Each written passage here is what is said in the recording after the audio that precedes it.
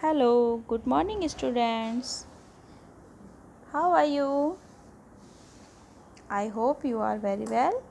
Okay, तो बेटा last week हमने कंप्लीट किया था अपना चैप्टर 4. ओके, तो चैप्टर 4 हमारा कंप्लीट हो चुका है और चैप्टर 4 में आपने क्या पढ़ा था? Exponent and powers. तो आज हम स्टार्ट करने जा रहे हैं अपना चैप्टर 5 जो कि हमारा है एल्जेब्रिक एक्सप्रेशन. तो एल्जेब्रा का नाम आई होप आपने सुना होगा 6 क्लास में था. स्टार्टिंग थी 6 क्लास में, थोड़ा सा ही था लेकिन कोई बात नहीं. अगर आप लोग भूल चुके हैं तो हम हैं आपको फिर से याद दिलाने के लिए. तो एल्जेब्रिक एक्सप्रेशन क्या होता है? चलिए सबसे पहले इसको एक एग्ज़ाम्पल से हम समझेंगे. सपोज कीजिए कि मैंने आपको बोला कि आप 5 रुपीज़ की एक कॉपी ले आइए स्कूल के लिए. ठीक है, तो आप लोग 5 रुपये की कॉपी ले आएंगे. अब फिर मैं बोलती हूँ कि आप 2 कॉपीज़ लेकर आइए. तो आपको मालूम है कि जब मैडम ने कल हमें 5 रुपये की एक कॉपी मंगाई थी तो अब मैडम ने 2 कॉपी मंगाई हैं. तो जब 5 रुपये की एक कॉपी आई थी तो 2 कॉपी कितने की आएंगी? 10 रुपीज़ की आएंगी. 10 की आएंगी. 5 5 10 की आएंगी.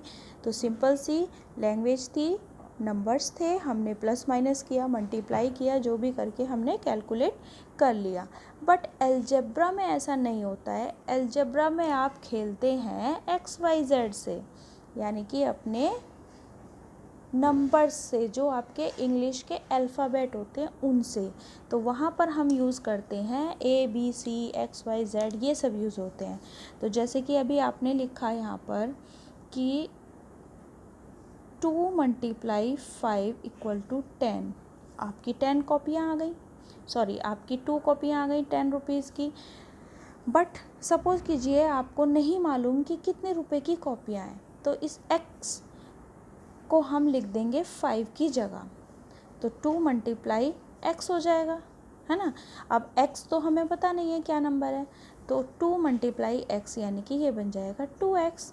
अगर हम x को 2 के साथ प्लस करते हैं तो 2 + x, मल्टीप्लाई करने पर तो 2x बन जाएगा. बट अगर हम 2 के साथ x को प्लस करेंगे तो हम उसे 2x नहीं लिख सकते, वो रॉन्ग होगा. वो हम उसको 2 + x ही लिखेंगे. क्यों? क्योंकि हमें नहीं मालूम x की क्या डिजिट है, x क्या नंबर है हमें नहीं मालूम है ना. तो इसलिए हम उसको प्लस नहीं करते हैं, एज इट इज़ ही लिखा जाता है. तो आप समझ गए होंगे एल्जेब्रिक एक्सप्रेशन यानी कि XYZ वाली जो डिजिट्स होती हैं, यहाँ पर XYZ की डिजिट्स आती हैं. तो चलिए हम एक एल्जेब्रिक एक्सप्रेशन ले लेते हैं. सपोज करिए हमने ले लिया आपका एक इक्वेशन ले ली हमने लिया आपकी 2y + xz - 7 + xy. ये एक इक्वेशन है जो हमने ले ली. इस पूरी इक्वेशन को हम बोलते हैं एल्जेब्रिक एक्सप्रेशन. ठीक है, तो अब ये एल्जेब्रिक एक्सप्रेशन बनता कैसे है आप ये समझिए पहले. एल्जेब्रिक एक्सप्रेशंस में अब आपने यहाँ पर कितनी डिजिट प्लस या माइनस की हैं? First, second, third and fourth. 4 हैं. तो यहाँ पर ये 4 क्या हैं? इन 4 को हम क्या बोलेंगे? टर्म्स. क्या बोलेंगे? टर्म्स. ये चारों आपकी जो भी आ रही हैं इन चारों को हम बोलते हैं टर्म्स. और 4 टर्म्स मिलकर आपका पूरा एल्जेब्रिक एक्सप्रेशन बनाती हैं. तो ये 4 टर्म्स हो गई आपकी यहाँ पर. अब इन टर्म्स को भी अलग अलग कर लेते हैं. फर्स्ट टर्म ले लेते हैं, हमने ली 2y.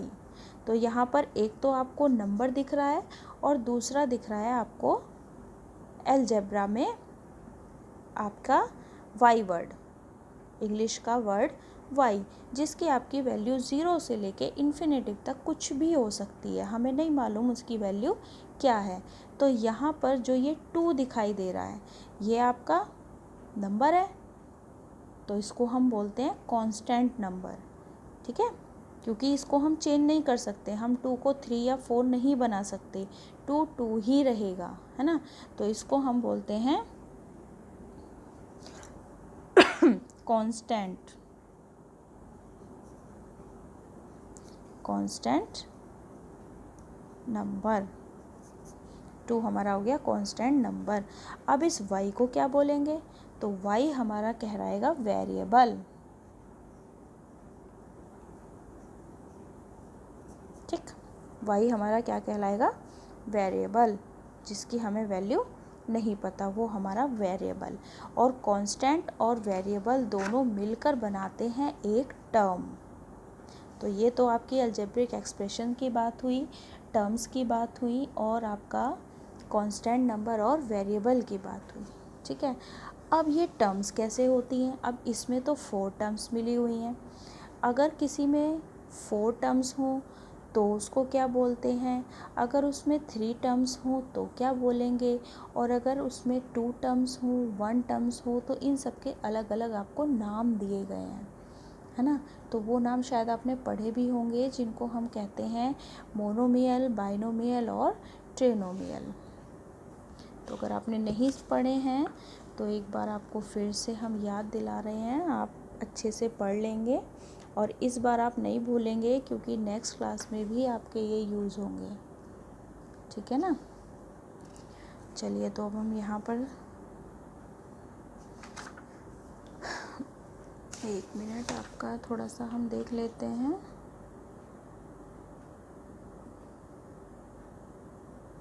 इसको एक बार सही से करके लिख देते हैं ताकि आपको अच्छे से समझ में आ जाए। चलो एक बार दोबारा से इसको देख लो।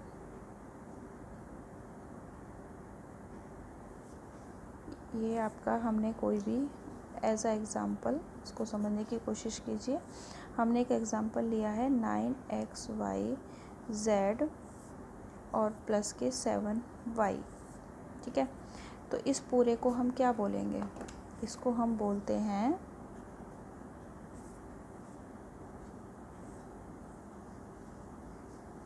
एक्सप्रेशन।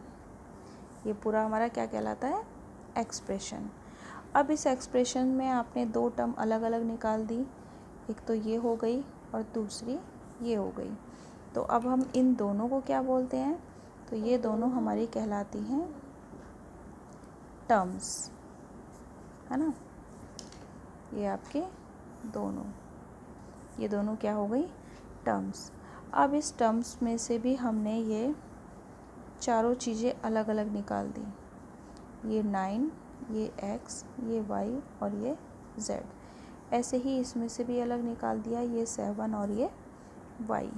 तो ये सब हमारे क्या बन जाते हैं, जब हम फैक्टर करके लिख देते हैं एक तरीके से, तो इसको हम फैक्टर बोल सकते हैं।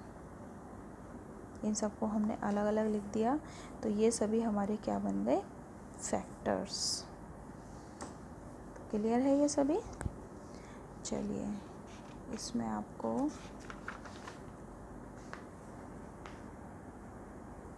अब इसमें हम आपको बताते हैं क्या होता है monomial.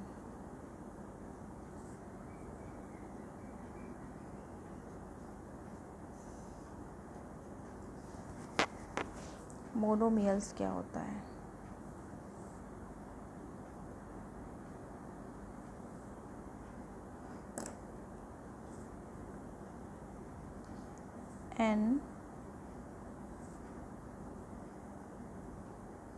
an expression which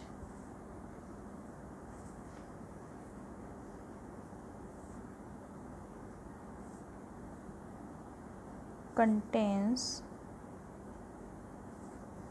only one term is called a monomial.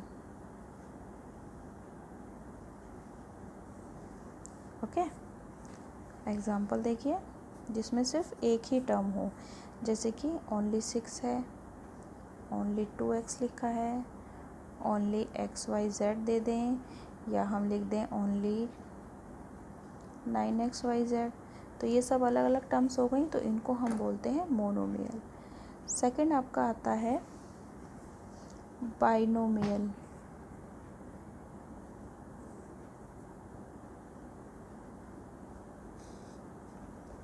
Binomials क्या होता है, तो बाइनोमियल में 2 टर्म होती हैं, तो इसमें क्या आता है an expression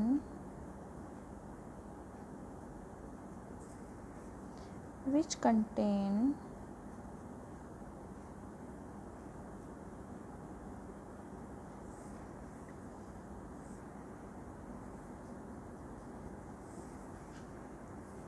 two terms is called a binomial. तो इसको भी एक एग्जांपल के थ्रू समझ लीजिए, जिसमें दो टर्म होती हैं। जैसे कि हमारा हो गया a प्लस बी, या हम लिख सकते हैं 2a प्लस 11b², या हम लिख सकते हैं x² माइनस के y², etc। तो ये हमारा होता है बाइनोमियल। और थर्ड आपका आता है ट्रिनोमियल। ट्रिनो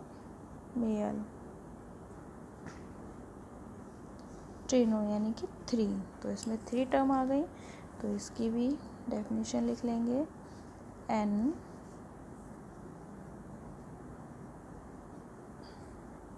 expression which contain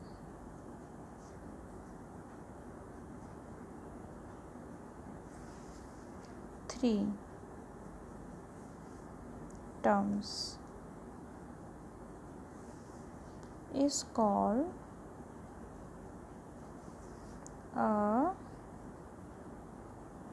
ट्रिनोमियल्स। तो इसको भी एक एग्जांपल के थ्रू समझ लीजिए, जैसे कि a plus B plus 3 example हो गए। ऐसे ही लिख लीजिए x² plus 7y plus z etcetera. एक लास्ट आता है आपका, जिसको हम बोलते हैं पॉलिनोमियल। और पॉलिनोमियल होता है जिसमें 3 से ज़्यादा टर्म होती हैं, यानी कि an expression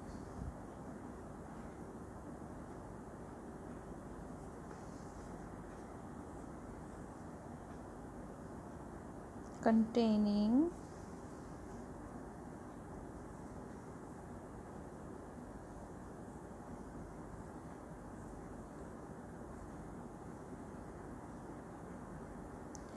one or more terms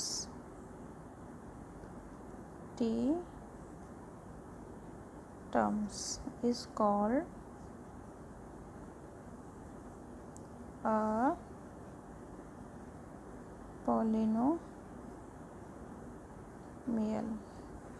तो इसमें भी हम एक एग्जांपल देख लेंगे, जैसे कि हमारा दिया हुआ है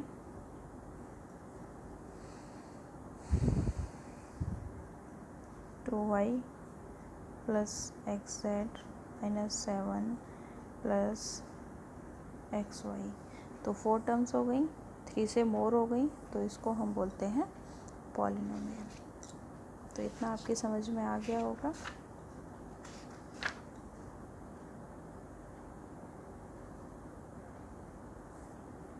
ठीक है,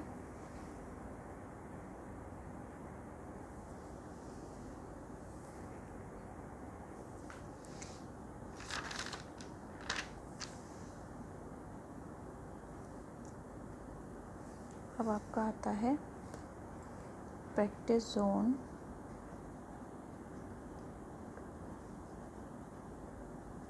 1।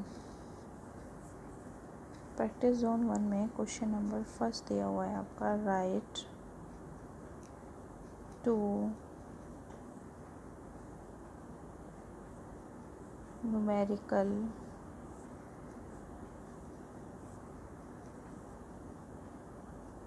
expressions and 2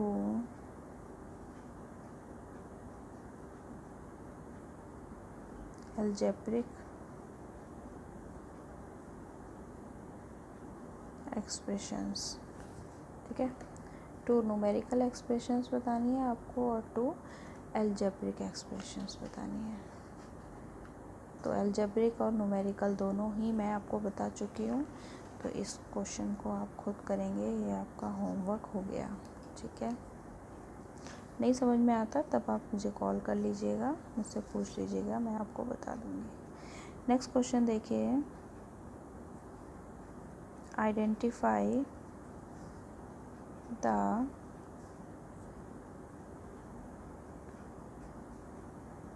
constants and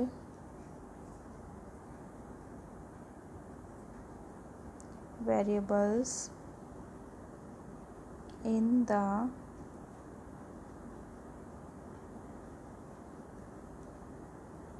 expressions given below। तो इसमें फर्स्ट आपको दिया हुआ है x² + 18x। तो identify the constants and variable of the expression. इसमें आपको आइडेंटिफाई करना है कि आपका वेरिएबल क्या है और कांस्टेंट क्या है। तो इस क्वेश्चन में देखिए,